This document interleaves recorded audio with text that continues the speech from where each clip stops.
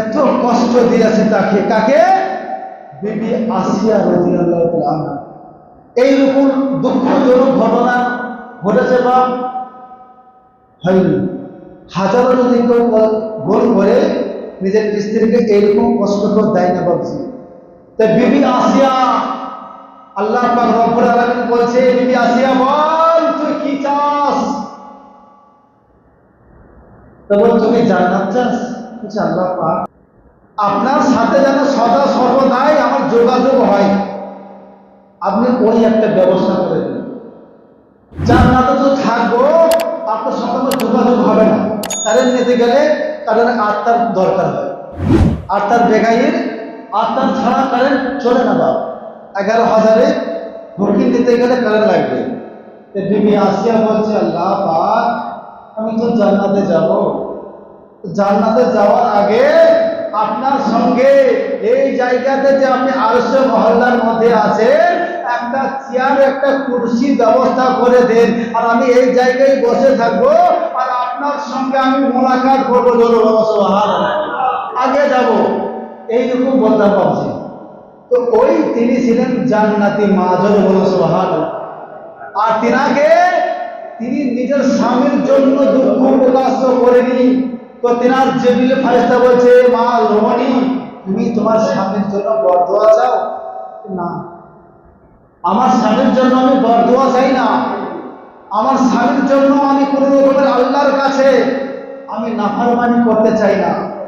আমার যে আমি কর্ম করেছি আমার কর্মফল আমাকে দিতে হবে, আর আমার স্বামী যদি আমাকে দুঃখ কষ্ট দিয়ে থাকে তার ফল তাকে দিতে হবে। বেরাদার পাক, ওই চারজন মহিলার নাম বলছেন আমার আল্লাহ পাক রব্বুল আলামিন। কে? স্বয়ং মহান আল্লাহ পাক রব্বুল আলামিন। তো জিবরিল ফেরেশতা বলছে আল্লাহ এনার তো মরে গেছে, ইন্তিকাল করে গেছে, না তো মাঝার হয়ে গেছে, এনাদের তো কবর হয়ে গেছে। তো মহান আল্লাহ পাক রব্বুল আলামিন বলেন, জিবরিল ওই কবরস্থানের মধ্যে চলে যাও, আর কবরস্থানের মধ্যে চলে গিয়ে তুমি বলবে কুনতুম বিইজনিল্লাহ আদিরা, আল্লাহর হুকুমে তোরা ওঠ, আল্লাহর হুকুমে তোরা উঠে যাও। আল্লাহর হুকুমে তোরা উঠে গিয়েছেন। ওঠার পর মহান আল্লাহ পাক রব্বুল আলামিনের দরবারের মধ্যে প্রবেশ করা হয়েছে। কিতাবের মধ্যে বলেছে তিনাদের গা থেকে মুস্কে আনবারের খুশবু আর জান্নাতের খুশবু পর্যন্ত তিনাদের গা থেকে প্রবাহিত হচ্ছে। আর তিনাদের শরীর সাদা পোশাকের মধ্যে পরা, আর জান্নাতের হুর পর্যন্ত তিনাদের কাছে হার মানছে। মহান আল্লাহ পাক রব্বুল আলামিন তখন তিনার দরবারে চারজন মহিলা চলে যায়। চারজন মহিলা চলে যাওয়ার পর হযরত জিবরিল ফেরেশতা করে, জিবরিল জান্নাতে চলে যাও, আর জান্নাতে চলে গিয়ে কিছু হুর নিয়ে আসো, কিছু ফারিস্তা নিয়ে আসো। এ কি হবে? ফারিস্তা হুর হুর দেখতে পাবো ভাবছি আমরা। সুবহানাল্লাহ বাবা, সেই হুর নবী মুস্তাফার দাইনা হয়ে যাবে ভাবছি। সেই নবী মুস্তাফা কোথায় আর আমরা কোথায়? খেয়াল আছে? এক একটা নামাজি আমার না ফজরি কাজা নবী আমার মতো ভালো অনুপ্রাণী করতে জানি না, ইসলামী বুঝি না, উল্টোপাল্টা কমেন্ট। এ সমস্ত কমেন্ট করার আগে নিজে ভালো করে খোঁজ নাও নবীর জন্য। কোন সাহাবী বলে গেছে নবী আমার মতো? কোন রসুল, কোন পীর, কোন মাশাইখ, কোন গাউস, কোন কুতুব, কোন ব্যক্তি বলে গেছে? একজন ব্যক্তির নাম বাবাজি নাই, ওয়াহাবি ছাড়া, ফারাজি ছাড়া। সবাই যদি বাঁচতে হয় ওয়াহাবি থেকে দৌড়ে, ফারাজি থেকে দৌড়ে, সে নিজেও জাহান্নামে নিয়ে যাবে, অপরকেও জাহান্নামে নিয়ে যাবে। সবাই নেই কেরাম। তো সেই মহিলা চারজন এবং জান্নাত থেকে হুর ফারিস্তা আনা হচ্ছে। তো কোথায় যাবে? যেটা মহিলারা বলছে আল্লাহ পাক আমাদেরকে তো অনেক দিন পর জীবিত করলেন, আল্লাহ পাক কোথায় আমরা যাব? কোন জায়গায়? তো বলছে তোমরা মক্কা শহরে পৌঁছে যাও, আব্দুল মুতালিবের ঘরে। তিনি মক্কা শহরের বাদশা। প্রতিনিধি যার কথাতে মক্কা চলে, তিনি কি করে বলতে চাই মক্কা শহরের মধ্যে পৌঁছাবে তেনারা। আর বলছে যে হুর ফারিস্তা নিয়ে কি করবো আল্লাহ পাক বলছে হুরে তারা নবী মুস্তাফার দরুদ পড়বে, দরুদ। আরে ফারিস্তারা নবী মুস্তাফার কাসিদা পাঠ করবে আর বলবে মারহাবা ইয়া রাসূলুল্লাহ, মারহাবা ইয়া রাসূলুল্লাহ। সারা জামানা লাগতে দেগারা বিশ্ব নবী মুস্তাফা বলে তারা মারহাবা ইয়া রাসূলুল্লাহ দরুদ পাঠ করবে। এই বলে তারা মক্কা শহরে পৌঁছেছেন বিবি আমিনার বাড়িতে। আর বিবি আমিনা তিনি শুয়ে আছেন। কোন ব্যক্তি কিতাবের মধ্যে বলছে কোন রমণী জান্নাতি মা ও মাথার কাছে দাঁড়িয়ে গিয়েছেন, কেউ পায়ের কাছে। কোন ব্যক্তি আমিনার পা চুমো খাচ্ছে, তিনারা জান্নাতি মহিলা। আমাদের মতো নয় বাবজি, জান্নাতি কেউ নবীর মা, কেউ নবীর স্ত্রী, কেউ নবীর স্ত্রী, কেউ নবীর মা। এইরকম বাবজি তিনারা বিবি আমিনার পায়ে চুমো খায়।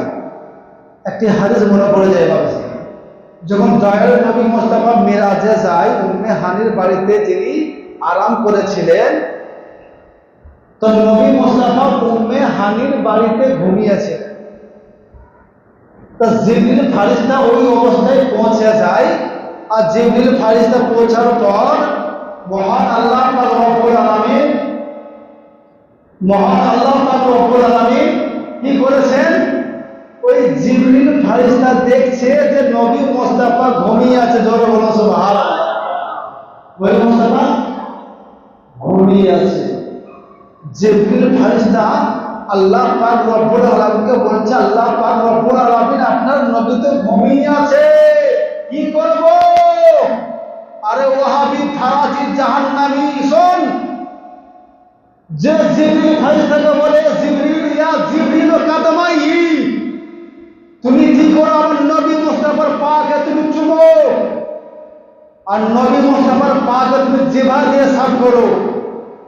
জিবরিলকে তোমার মতো ওয়াহাবির মতো ফারাজের মতো ভাবছিস না, যে 70,000 ফারিস্তাদের মালাইকা সর্দার কে জিবরিল ফারিস্তা। তো সেই জিবরিল ফারিস্তাকে আল্লাহ পাক রব্বুল আলামিন বলছে জিবরিল কাতবাইহি, তুমি নবী মুস্তাফার পাকে জিহ্বা দিয়ে চাটো, তবু তাকে ডাক দিও না, তোমার বেয়াদবি হবে। একজন ফারিস্তা সে যদি আমার নবীর এত তাজিম করে পায়, আমার সাধারণ মানুষ হয়ে নবী চিনি না, যে যা আছে দিলে সেটাই কমেন্ট, কে কি বললো না বললো সেটাই কমেন্ট, নিজের অন্তর বিশ্বাস করি না, অন্তর বিশ্বাস করি না। মোবাইল, ইউটিউব, ফেসবুক এই হাদিস বের করবো, জাল কি হাদিস দেখি না, এটা কোন রাবি কোন ইমাম কে বলে গিয়েছে, এটা বলতে করি না। সবাই কেন বলছি যেটা বলছিলাম, তো সেই তিনারা নবী মুস্তাফার আম্মি জান বিবি আমিনার পায়ে চুমো দিছে বাপ, আর তিনারা বলতে আছে মা আমিনা তুমি বড় ভাগ্যবতী, আর তোমার পেটে যিনি আছেন তিনি হবেন শ্রেষ্ঠ জামানার নবী মুস্তাফা। কেউ পায়ে চুমো খায়, কেউ মুখে চুমো খায়, আর বিবি আমিনা ভয় খেয়ে যায়। এত সুন্দরী হুরের মতো চেহারা ফারিস্তা আমার বাড়িতে এসেছে, এগো আল্লাহ পাক রব্বুল আলামিন, আমাকে তো ভয় লাগছে, আমাকে তো ডর লাগছে। আরে এত সুন্দরী চেহারা, তোমরা কি মক্কা শহরের, তোমরা কি মদিনার, তোমরা কি বীরভূম জেলার, তোমরা কি বর্ধমান জেলার, তোমাদেরকে কি আরবে কোনদিন দেখেছি বলো? বিবি আমিনা বলছে তোমাদেরকে তো কোনদিন দেখিনি, এত সুন্দর চেহারা মক্কা শহরের মেয়ে হবে, বীরভূমের মেয়ে হবে, বর্ধমান জেলার মেয়ে হবে, বাংলাদেশের মেয়ে হবে, আফ্রিকার মেয়ে হবে, সৌদি, কুয়েত, কাতার, যেটা কোন সারা জগতের মধ্যে হবে না, যেটা জান্নাতের মধ্যে হবে। বলো সুবহানাল্লাহ। সময় দেখে এনারা নবী মুস্তাফার দায়ী হালিমা, নবী মুস্তাফার দায়ীরা। এবার যখন 12 তারিখ এসেছে, রাতে আর দিনে মারামারি বাজছে, কি অবস্থা, রাতে আর দিনে মারামারি চলছে। এবার রাত বলছে আল্লাহ পাক তোমার নবীকে আমার মাঝে পাঠাও। দিন বলছে আল্লাহ রাতকে দিন আমাকে আমার মাঝে পাঠাও।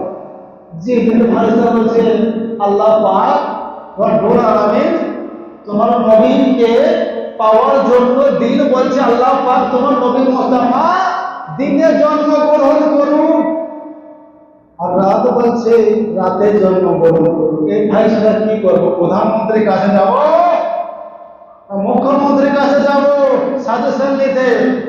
মহান আল্লাহ পাক রব্বুল আলামিন বলছেন জিবরিল তুমি শোনো, রাতে এবং দিনের মধ্যে তারা যে যুদ্ধ লাগিয়েছে, রাত বলছে তোমার নবী আমার কাছে আসুক, দিন বলছে আমার কাছে আসুক। বাবজি এটা কত বড় মারাত্মক ঘটনা, বুঝতে পারছেন?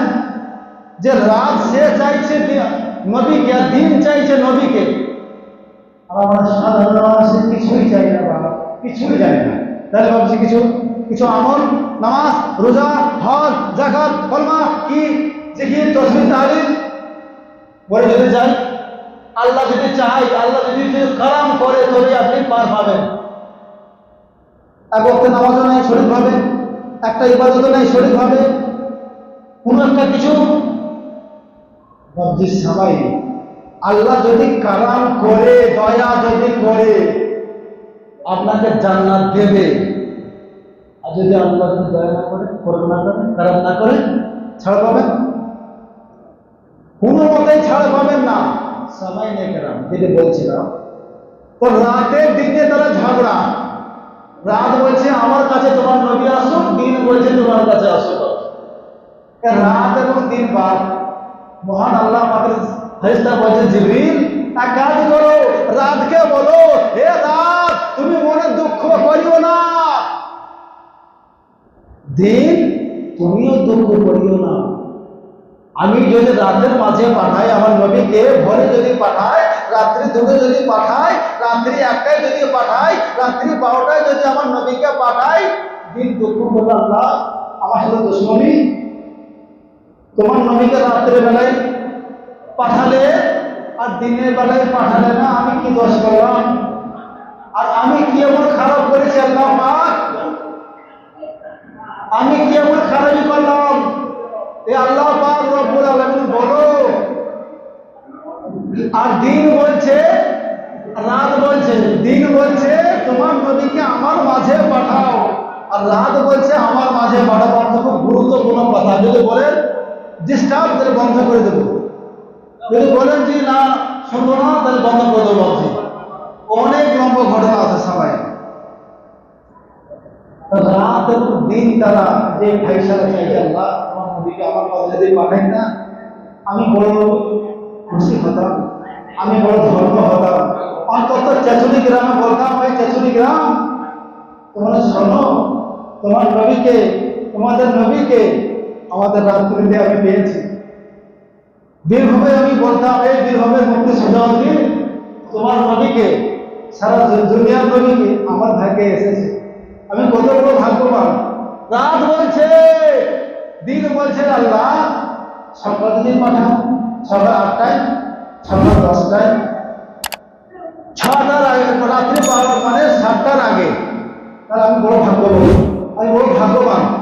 রাত এবং দিনে মহান আল্লাহ পাক বলছেন হে রাত এবং দিন তোমরা শোনো, তোমরা দুঃখ করিও না, তোমরা মনে কষ্ট নিও না, তোমরা শোনো ঈশ্বর নবী মুস্তাফাকে যাকে পাঠাবো, না রাতে পাঠাবো না দিনে পাঠাবো। আমি যদি রাতের মধ্যে পাঠাই দিনের কষ্ট হবে, আমি যদি দিনের মধ্যে পাঠাই রাতের কষ্ট হবে। আমি মহান আল্লাহ পাক রব্বুল আলামিন আমি সবরকারীর সাথে থাকি। কোনো ব্যক্তিকে আমি দুঃখ দিই না, কোনো ব্যক্তিকে আমি কষ্ট দিই না। আমার নাম মহান আল্লাহ পাক রব্বুল আলামিন, আমার নাম জলিলুল জাফর, আমার নাম সাত্তার, আমার নাম কাহার, আমার নাম আল্লাহ পাক রব্বুল আলামিন। তোমরা শোনো, তোমাদের নবীকে না রাতে পাঠাবো না দিনে পাঠাবো, তোমাদের নবীকে শুভে সাদিকের সময় পাঠাবো। সুবহানাল্লাহ। কি ফাইসালা? প্রধানমন্ত্রী পারবে ফাইসালা দিতে? প্রধানমন্ত্রী বাহন পাঠাতে পারবে এই ফাইসালা না। দিনও তোমার দুঃখ হলো, রাত বলছে ঠিকই আছে, দিনও আসলো না, রাতে আমার মধ্যে এলো না, আমারও রাত করার দরকার নাই, এই রাত দিন তুলনা করার দরকার নাই। তাহলে তারা কত বড় ভাগ্যবান, দিন এবং রাত আমার বুঝতে পারে না, সাধারণ মানুষ চাই ভাবে। তারাও ভাগ্য চেয়েছিল, রাত দিন হলো না, আসমান জমিন মারাবার লাগছে। আসমান এবং জমিন, আসমান বলছে আল্লাহ তোমার নবীকে আমার কাছে পাঠাও। জমিন চুলের মাটি, সে বলছে আল্লাহ তোমার নবীকে আমার কাছে পাঠাও। কি ঝামেলা দেখে, রাতের দিনে তো ঝামেলা পার হলো, এবার আসমান এবং জমিনে ঝামেলা। আল্লাহ পাক তোমার নবীকে যদি আমার কাছে পাঠাতে আসমান, আমি বড় খুশি হতাম। জমিন বলছে আল্লাহ আমার কাছে পাঠালে খুশি হতাম, এই ঝামেলা তো বেড়া লেগে যায়। তো সে মহান আল্লাহ পাক রব্বুল আলামিনের ফায়দা যেগুলো বলেছে তুমি শোনো, আমি যদি নবীজিকে দুনিয়ায় আসবে, জমিন আসমানে কিছু কাজ আছে, বলছে এই আসমান তুমি শোনো, মনে দুঃখ করিও না। আমি যদি আসমানে দিই, জমিনের দুঃখ হবে, দুনিয়ায় কাঁদবে, সে মনে কষ্ট দেবে, আর মহান আমাকে আল্লাহ বলে মানে আমাকে অসন্তুষ্ট হবে। আল্লাহ তুমি আসমানে তোমার নবীকে দিয়েছো, জমিন আমি কি দোষ করলাম? জমিন বলছে আল্লাহ আমি যদি জমিনে যদি হয় আসমান, আমি কি দোষ করলাম? আমি আসমানও চাই নবীকে, আর জমিনও চাইছেন নবীকে। ইরাদার সময় নেই কারণ আল্লাহ পাক রব্বুল আলামিন আসমানকে বলে, ওরে আসমান তুমি শোনো, তুমি দুঃখ করিও না, তোমার জন্য আসমানে মেরাজ হবে। জোরে বলো সুবহানাল্লাহ। তোমার জন্য মেরাজ, নবী মুস্তাফা মেরাজে যায়নি? তোমার জন্য মেরাজ হবে, তোমাকে ভ্রমণ করা হবে, তুমি সন্তুষ্ট থাকো। একটি আসমান যেতে 500 বছর সময় লাগবে। আজ পর্যন্ত কোন বৈজ্ঞানিক তৈরি হয়েছে একটি আসমান গিয়েছে? প্রমাণ বিজ্ঞান দার্শনিক কোন কিতাবে প্রমাণ নাই। একটি আসমান যেতে 500 বছর, 60টা আসমানে 3500 বছর লাগবে। কত বছর? 100 বছর যেতে তাই না, 50 সালে তো শেষ। 50 সালে তো আমাদের ভিসা লেগে যাচ্ছে, 50-60 বছর হতে লাগছে তো আমাদের বিভিন্ন পেরেশানি বাবা সবাই। তো আসমানকে বলছে আসমান মনে দুঃখ করিও না, তোমার জন্য মেরাজ হবে। আর এই আসমানে উড়ে তুমি আমার কাছে কি করবে? তোমার নবী আসমান ঘুরবে, প্রথম আসমান থাকবে, মানে একটা কি হবে? বাইতুল মুকাদ্দাস, বাইতুল মুকাদ্দাসের পরে প্রথম আসমান পার হবে, দ্বিতীয় আসমান পার হবে, তৃতীয় আসমান পার হবে, চতুর্থ আসমান পার হবে, পঞ্চম আসমান পার হবে, ষষ্ঠ আসমান পার হবে। 6টা আসমান পার হওয়ার পর সিদরাতুল মুনতাহা আছে, সিদরাতুল মুনতাহা পার হওয়ার পর জিবরিল ফেরেশতা 7 আসমান পার হবে।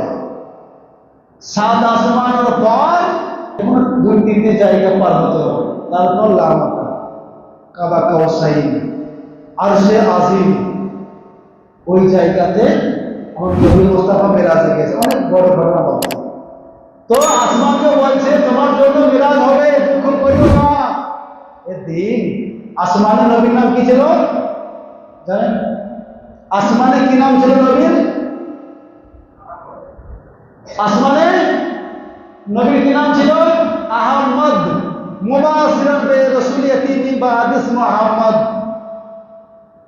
মানে কোরআন শরীফে সূরা সাফার মধ্যে বলছে যে নবী মুস্তাফার আসমানের নাম হবে আহমদ, আর জমিনের নাম হবে মোহাম্মদ। জোরে বলো সুবহানাল্লাহ। আমি আসমানে তোমাকে মিরাজ করাবো, আর জমিনে তোমাকে আমি নবী মুস্তাফাকে ভ্রমণ করাবো, আর এই নবী মুস্তাফা জমিনেই জন্মগ্রহণ করবে। জোরে বলো সুবহানাল্লাহ। রাত দিন আসমান জমিন, এরা খুশি কত তো হবে না।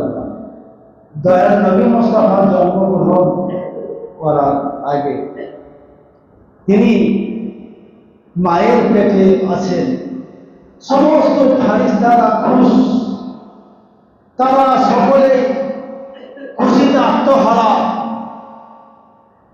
জিবরিল ফারিস্তা বলছে আল্লাহ পাক পরওয়ারদিগারে আলাম সবাই তো খুশ কি আমরা কি আমার মন ইচ্ছা করছে যে মক্কা ছেড়ে চলে যাই আর বিবি আমিনার বাড়ি আমি পৌঁছে যাই আর তাহের নবী মুস্তাফার চেহারা দর্শন করি বলে সুবহানাল্লাহ।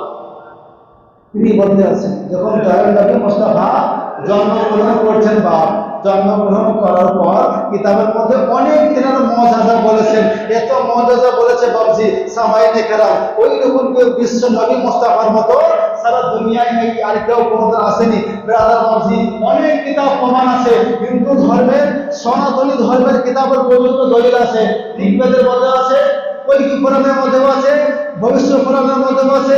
ব্রাদার সামাইনে কেরাম স্টেজে ওঠার আগে আমি একটি মন্ত্র সব পাঠ করেছিলাম, ওই তাদের কিতাবেও পর্যন্ত আমার নবী মুস্তাফার বাইরে জলে বলতে সুবহানাল্লাহ কলকি পুরাণেও আছে।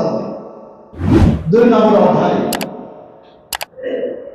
15 নম্বর শ্লোকে বলেছেন, 2 নম্বর অধ্যায় কলকি পুরাণ 25 নম্বর শ্লোকে বলেছেন, ঋগ্বেদের মধ্যে বলেছেন যিনি 9টা অবতারের কথা লেখা আছে, 9 জন অবতার, 8টা অবতারের পর 9 জন কলকি যুগের কলকি অবতার। কলকি অবতার মানে কে? হযরত মুহাম্মদ মুস্তাফা সুবহানাল্লাহ। সামাইনে কেরাম যে নবী মুস্তাফার জন্য আজ পর্যন্ত কোনো ব্যক্তি কেউ বলেনি যে নবী মুস্তাফার মতো কেউ আছে।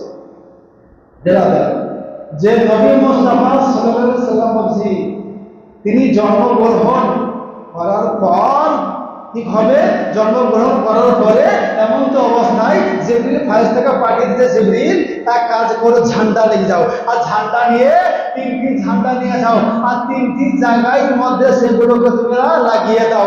একটি ঝান্ডা কি করলো হযরত বিবি আমিনার বাড়িতে লাগানো হলো, একটি ঝান্ডা বাইতুল মুকাদ্দাসের মধ্যে লাগানো হলো আর একটি ঝান্ডা কাবা শরীফের ছাদে লাগানো হলো। তাহলে ব্রাদার বাবজি এই জায়গায় আমরা দলিল বুঝতে পারলাম, এই ঝান্ডা নিয়ে এই আমাদের মিছিল করা, এই ঝান্ডা নিয়ে আমাদের জুলুস করা ফারিস্তার সুন্নাত, জোরে বলো সুবহানাল্লাহ। ফারিস্তাদের সুন্নাত যে হুকুম মহান আল্লাহ পাক রব্বুল আলামিন দেয়, সে আল্লাহ পাকের হুকুম মানবো না ফারাজি মানবো? কাকে মানবো? দেওবন্দি মানবো না কোরআন মানবো? কাকে মানবো? পবিত্র কোরআন মানবো। পবিত্র কোরআন যেটি বলবে সেটি মানবো, তাই কিনা?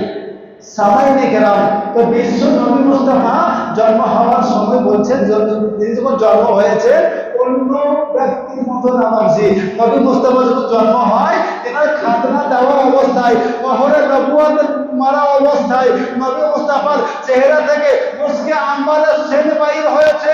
নবী মুস্তাফা জন্ম হয়েছে তো নবী মুস্তাফা নবী পাক সাহিবুল্লাহ জন্ম হওয়ার পরে তিনি সাজদায় পড়েছে, জোরে বলুন সুবহানাল্লাহ।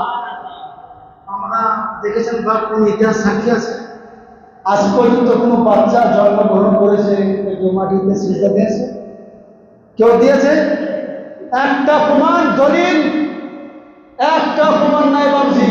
যিনি রহমাত লিল আলামিন নবী মুস্তাফা তিনি সাজদায় গিয়ে কি বলছে? সুবহান রাব্বিল আলা, সুবহান রাব্বিল আলা বলেন না, রব্বি হাবলি উম্মতি, রব্বি হাবলি উম্মতি। হে পরওয়ারদিগারে আলম, হে মহান আল্লাহ পাক রব্বুল আলামিন, আমার উম্মতের কি হবে আল্লাহ? আমার উম্মতরা কিভাবে বাঁচবে? চুরি গ্রামবাসী কিভাবে বাঁচবে? বীরভূম জেলা কিভাবে বাঁচবে? বর্ধমান জেলা কিভাবে বাঁচবে? হুগলি জেলা কিভাবে বাঁচবে? ভারত কিভাবে বাঁচবে? পাকিস্তান